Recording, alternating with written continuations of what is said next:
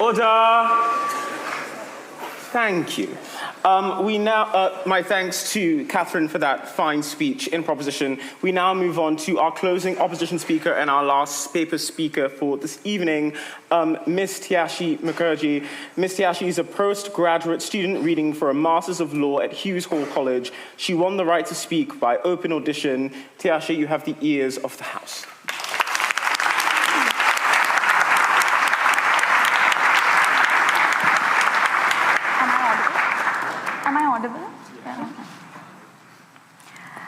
Good evening, everyone. Thank you, Mr. President, for the opportunity to speak here today. I'll try not to repeat some of the points already stated by Kara.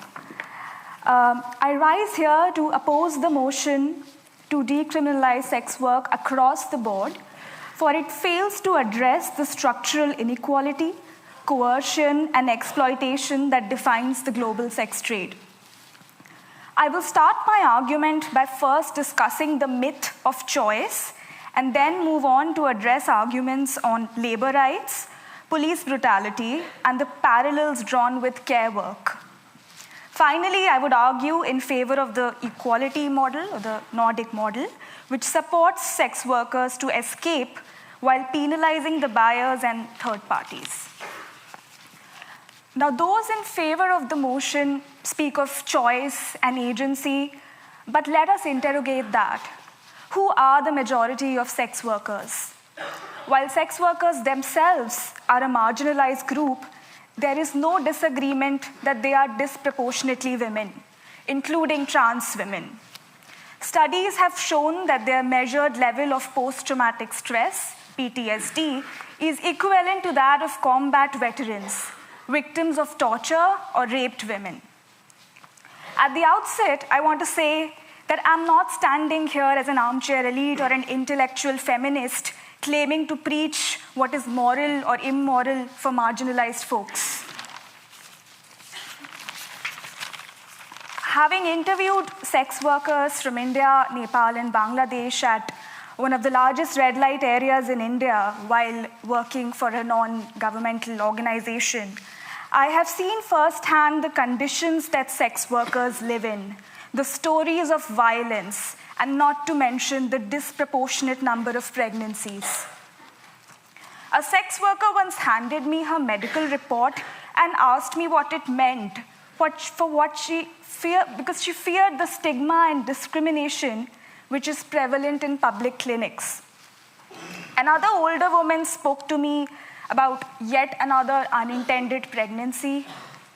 So when we say sex work is work, we imply that marginalized folks really want to do what they have virtually no choice in doing.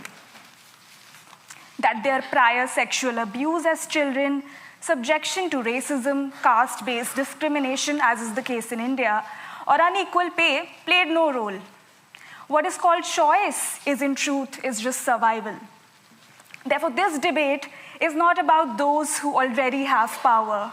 It is about individuals working in the most precarious conditions, where poverty and violence leave no room for choice. So today, when you decide whether sex work should be decriminalized, I urge you to remember. You're talking about people who are obviously very, very vulnerable and who experience a great deal of pain and represent. My question is, does criminalizing sex work actually offer protection to the people you work with? And then having in mind talking to us today about, does criminalization protect? I am not arguing in favor of criminalization of sex workers. I'm saying that buyers and third parties should be criminalized. Yeah. No, thank you. Therefore, when you decide whether sex work should be decriminalized, I urge you to remember who this decision is really for. It is for the marginalized folks who stand on street corners by necessity. It is for the migrants who cross borders only to find themselves trapped in another cage. It is for them and the lives they live that you're casting your vote tonight.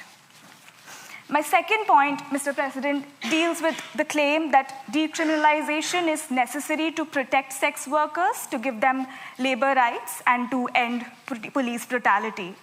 It is an argument that mistakes the problem for the solution. Decriminalization does not empower the worker, it empowers the market. It replaces one form of coercion with another, the police with pimps and the state with brothel owners. Labor rights under decriminalization serve the state's interest in taxation, the market's interest in supply, and the buyer's interest in legality. They do not change the structural conditions that drive people into prostitution: poverty, racism, displacement, and migration. Take, for instance, the example of Germany, as already stated by Cara, where prostitution was legalized in 2002 and is worth an annual £15 billion, and more than 1 million men visit sex workers every day. The change in the law led to the rise of what is called super brothels, attracting tourists from different countries. Rudloff was the self-proclaimed brothel king of Germany, boasting of the largest marketplace for sex in Europe, a regular face in reality TV and chat shows. Rudolph then went to jail for aiding and abetting trafficking. The judge who sentenced him said, "A clean brothel of this size is hard to imagine." So this is the reality of labor rights under decriminalization. It created an industrial market with the vast majority being migrants, who many of them being unfamiliar with the language of the place where they were living. Let us now turn to the argument about police violence. Police brutality is a symptom of power, not of the existence of law. When the police mishandles a domestic violence case, we do not legalize domestic violence to make women safer. Therefore, the answer is not to legalize prostitution. It is to reform policing, ensure accountability, and uphold the rule of law.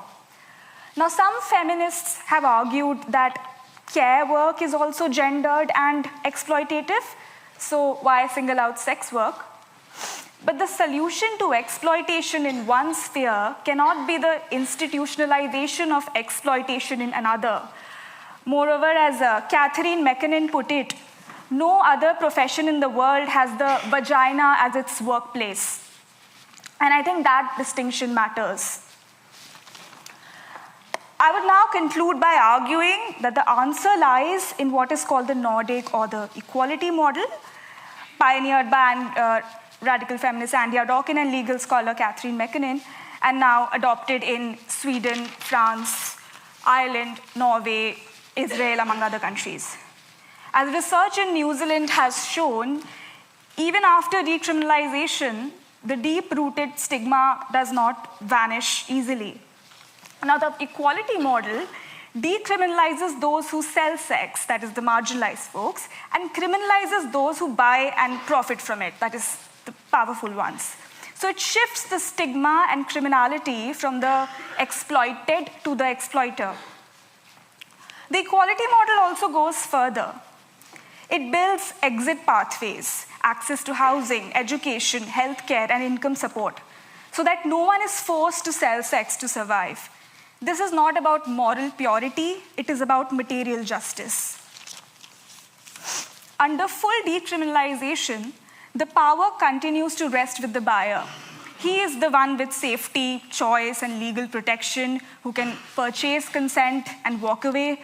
The seller, meanwhile, is forced to trade her body for survival. This is not liberation, it is exploitation with a price tag.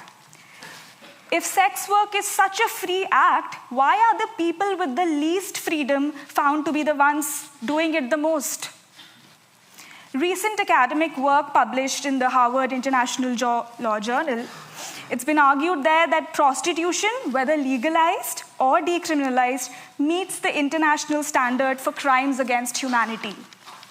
Let me also draw your attention to the landmark judgment of the European Court of Human Rights, delivered in July 2024, that unanimously upheld the law on criminalizing purchase of sex, ruling it compatible with Article 8 of the European Court of Human Rights, which protects the right to privacy.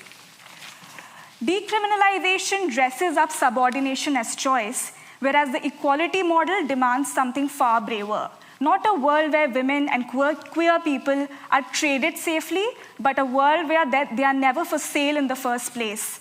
It offers the promise of justice. So as you walk out of the historic door today, please remember that you are not voting for the small number of privileged individuals for whom sex is a choice.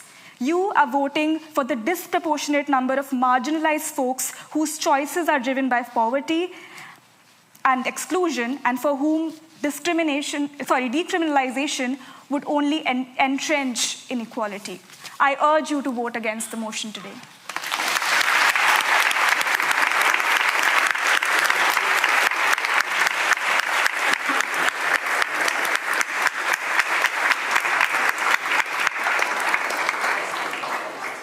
Thank you, Tiasha, for that very fine speech.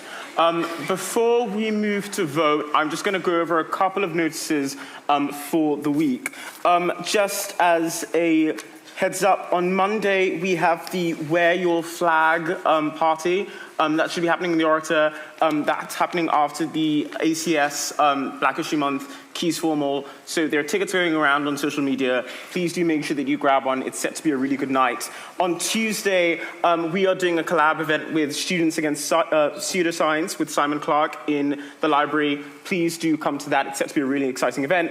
On Wednesday, we convene again for the BGS Black Girl Space versus Brown Girl Link Up karaoke night upstairs. There are tickets going for that as well on social media. Do sign up if you're interested. On Thursday, this House convenes again to debate the motion, this House believes liberal immigration policy is crucial to Europe's prosperity. Lots of interesting thoughts, very current. So if you are available at 8 p.m., I'm expecting to see some of you in the chamber for that. And Saturday, after a 2-year hiatus, on Saturday, after a 2-year hiatus, the varsity debate finally returns back to Cambridge. We are debating TCD's The Hist, Durham, and Oxford on Cambridge Union soil. So please do join us next week, Saturday, for that, where we are looking very forward to a win. It's now time for us to announce who wins the Floor Screech Prize, which, just as a reminder, is a Scudmore's punting trip. The winner is the first opposition speaker. Come and find us afterwards in the bar, and we will talk to you about that. Okay, wonderful.